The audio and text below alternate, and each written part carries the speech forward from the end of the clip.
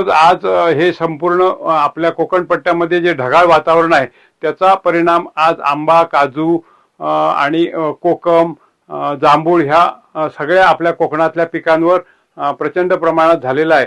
ह्या ढगाळ वातावरणामुळे किडीचा प्रादुर्भाव मोठ्या प्रमाणात वाढतो। शिवाय ढगाळ वातावरणामुळे झाडांना प्रकाश संश्लेषणाची जी क्रिया असते ती मंदावते आणि त्यामुळे त्या झाडावर असलेली फळं ही गळून खाली पडत असतात आणि त्यामुळे शेतकऱ्यांचं बरंच मोठं नुकसान होतं। आज आपण पहिल्यापासूनच हवामानाच्या परिणामामुळे आंबा बागेमध्ये 10 ते 15% उत्पन्न आहे आणि त्याच्यानंतर तिसऱ्या टप्प्यामध्ये जो मोहर आलेला होता तो बऱ्याच बागायतदारांनी किंवा आम्ही सुद्धा वाचवण्याचा प्रयत्न केला आणि त्याच्यातून जी आपणाला फळं आज झाडावर दिसत होती ती आज ह्या ढगाळ वातावरणामुळे किंवा झालेल्या पावसामुळे गळायला सुरुवात झाली आणि ती आज आपणाला या ठिकाणी दिसत आहेत। म्हणजे तुम्ही बघितलं तरी झालं झाडाखाली किती प्रमाणात पडलेली आहे आणि हे आम्ही मोठ्या प्रमाणात खर्च करून हे 3 नंबरचं पीक टिकवण्याचा प्रयत्न केला, परंतु तो आम्हाला काय ते टिकत नाही आहे झाडावर आणि त्यामुळे मोठ्या प्रमाणात नुकसान होत आहे।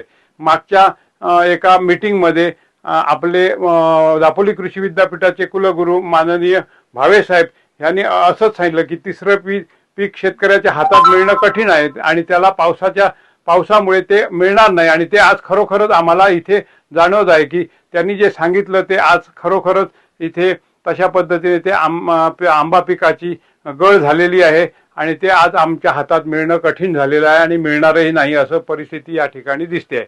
तसंच काजूच्या बाबतीतही तसाच की काजूला कुठेतरी शेवटचं पीक मिळणार होतं तेही आज मिळणार नाही। त्याचबरोबर कोकम किंवा जांभूळ ह्यांना सुद्धा ढगाळ वातावरणामुळे कोकमाची सुद्धा त्यांना जे फ्रूट बोरर असतो तो किंवा जांभळाला सुद्धा ती कीड लागते आणि त्या किडीमुळे संपूर्ण जांभळाचं पीक नुकसानीत किंवा नाहीसं होण्याची शक्यता आहे।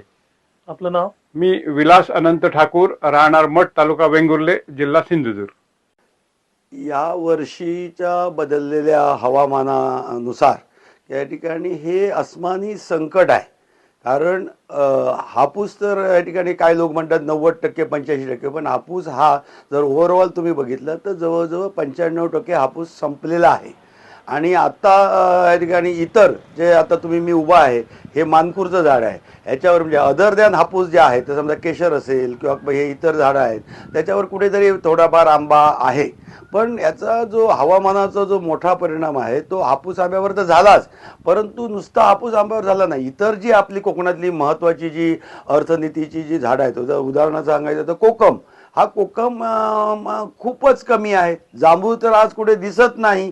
इवन दॅट की बाकीची जी सगळी फळं आहे म्हणजे ज्याच्यावर कोकणातल्या माणसाची अर्थनीती आहे किंवा ज्याचं पूर्ण वर्षाचं बजेट आहे की ज्याचं सगळे खर्च हा त्याच्यावर अवलंबून असतात ते या ठिकाणी आज काहीच दिसत नाही आहे। आणि याला माझ्या मताप्रमाणे 2-3 गोष्टी आहेत। फक्त हवामानाला दोष देऊन चालणार नाही। एक तर या ठिकाणी हापूस आंब्याच्या बाबतीत गेली 5 ते 7 वर्ष वेगवेगळ्या कारणाने त्या हापूस आंब्याचं उत्पन्न होत नाही आहे। कोकण कृषी विद्यापीठाकडून त्याच्यासाठी लागणारं जे संशोधन आहे असं का होतंय, ह्या बदलत्या हवामानामध्ये हापूस आंबा कसा टिकेल किंवा शेतकरी कसा जगेल ह्याच्यासाठी काही अधिकचं संशोधन होण्याची गरज आहे, ते आज संशोधन होताना दिसत नाही आहे। तसंच हवामानाच्या नुसार ही इतर जी फळं आहेत ह्याचा अल निनो असेल किंवा इतर ग्लोबल वॉर्मिंग असेल, ह्याचा जागतिक हवामानाचा परिणाम असेल, मग त्याच्यात टिकून राहण्यासाठी ऑल्टरनेट काय आहे हे सांगणं गरजेचं आहे ना।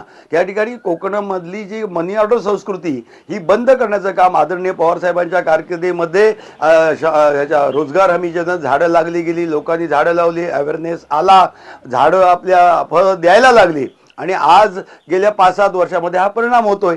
आणि आता जो झालेला आहे की या ठिकाणी त्याच्यात तो उभाच राहणार नाही। मी याच्यापूर्वी सांगितलं, आजही सांगतो की हा शेतकरी हा एका वर्षाचा प्रश्न नाही आहे, पुढची 5 वर्ष शेतकरी उभा राहू शकणार नाही। ज्या कोकणामध्ये आतापर्यंत शेतकऱ्यांनी कधी आत्महत्या केली नाही, परंतु जर शासनाने आता जी डिक्लेअर केलेली जी जाहीर केलेली जी नुकसान भरपाई ती जी बघितली तर हा शेतकऱ्याचा तो उभा राहू शकत नाही।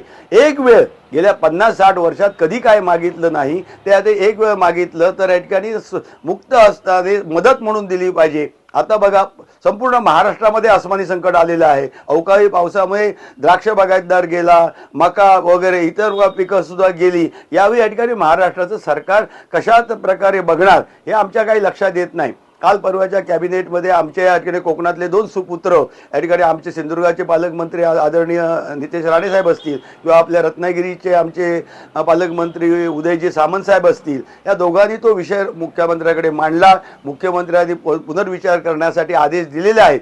परंतु मी आजही परत आपल्या माध्यमातून विनंती करू इच्छितो की सरकारने एक वेळ ह्या शेतकऱ्याला उभं करण्यासाठी काम करावं, ही मदत म्हणून करावी. विमा वगैरे ह्या गोष्टी आतमध्ये न आणता सरसकट आज या ठिकाणी सगळ्या शेतकऱ्यांना एक भरीव मदत द्या, त्याला उभा करा. कोकण आपल्याकडे वारंवार काय मागत नाही. कोकणातला शेतकरी हा या ठिकाणी कष्टाळू आहे, तो या ठिकाणी शोषिक आहे. त्याचा या ठिकाणी आता आणि मला असं वाटतं की फक्त 2 मंत्र्यांनी बोलून चालणार नाही. कोकणातल्या सगळ्या आमदारांनी आज या ठिकाणी हा विषय लावून धरून ह्याच्यातनं या ठिकाणी मार्ग काढण्याचा प्रयत्न करावा, अशी या ठिकाणी आपल्या माध्यमातून सरकारला हात जोडून विनंती आहे.